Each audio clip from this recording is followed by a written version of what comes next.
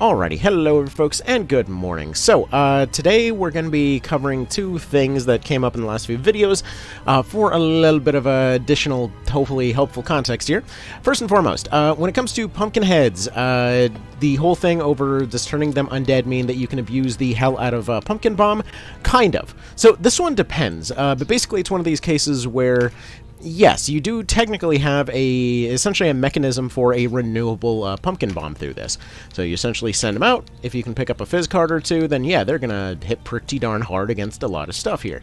The funny part is that yeah, this will be scaling up off of Strengthen. This will be scaling up off of fizz cards, and additionally, it does get the ability to be empowered. So by itself, the move is kind of iffy, but empowered, strengthened, carded up, and whatever else. Yeah, this becomes a pretty threatening thing, and on top of everything else, you can always use Necromancers to go and put them back up to scratch, as it were. So, either way, there's obviously other ways to go and optimize this. Personally, I prefer to do it this particular way, where I have them primarily set up for their familiar role, but then as a bit of a backup plan, they always can use this self-destruct thing if they happen to have picked up some fizz cards. Which actually gets me to our next thing. The question that comes up pretty regularly over the whole loyalty thing. So I want to point out that the reason that a lot of folks have issues with loyalty isn't because they're using these re-raise strategies in and of themselves. It actually takes a decent bit to melt away your loyalty. And you may notice right here, despite the fact that I've been making video after video after video over these cases of, hey, look, I'm letting the entire team get knocked out and repeatedly bringing them back to life in order to go and give them another instant turn. We're not abusing any extra skill ranks. I haven't been picking up loyalty cards on these guys. This is the same no grind file, all of that kind of thing. And basically that's what it comes down to. That in these cases where you're just using this kind of stuff for map clears, that you're just going through, like, let's say Palace of the Dead or whatever else, just doing it like that, these kinds of strategies are not going to melt away your loyalty to nothing. That's usually where that assumption comes in. Instead, we're looking at a case where if somebody goes and, let's say, wanted to charm grind their way through Palace of the Dead, and was using this over and over and over and over and over for several consecutive runs, then yeah, that would definitely cause a problem. But in this particular case, yeah, not really so much of an issue.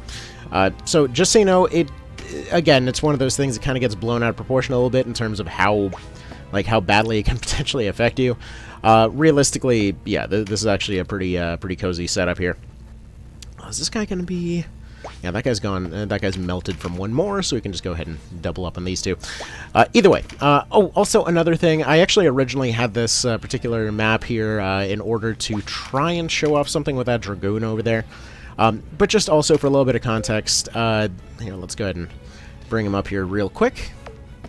By the way, anyone that missed it earlier, that's part of the reason that I have Sherry here running a fairly low level.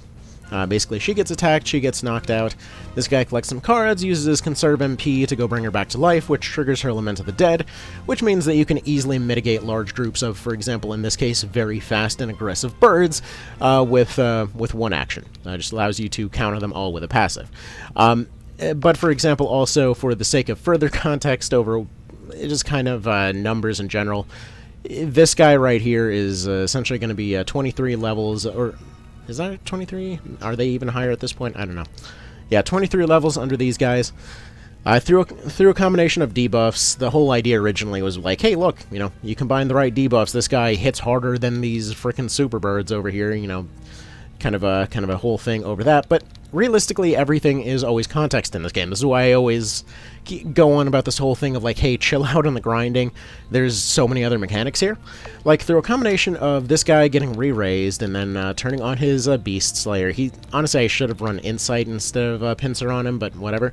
Either way, so by going and giving him his Beast Slayer, that it does the same 100% chance thing, meaning that this guy who otherwise would be doing 1 damage is now capable of doing about 900 per every time he attacks with that spear, Everything is context. Obviously, poison comes up a lot because it's a very easy one to abuse, but either way, like right here, again, we're essentially using her to mitigate multiple attacks, and then we're going to go and break them further whenever she ends up getting raised back on her feet, that kind of stuff. Because these kinds of maps right here that you see in later Palace of the Dead, this is the kinds of stuff that I'm talking about when I say that birds eat wizards, because there's so many cases where they love to absolutely spam the hell out of these super birds, and they just come up and come up and come up, and it is nutso when it happens. But either way, just to throw that out there. Yeah, Paralytic Wave is great. Freaking love that move. Anyway, so there we go. That guy's gone. Poison's great. You can just keep attacking stuff when you're not attacking stuff. Anyway, hopefully that was handy. Also, I want that whip.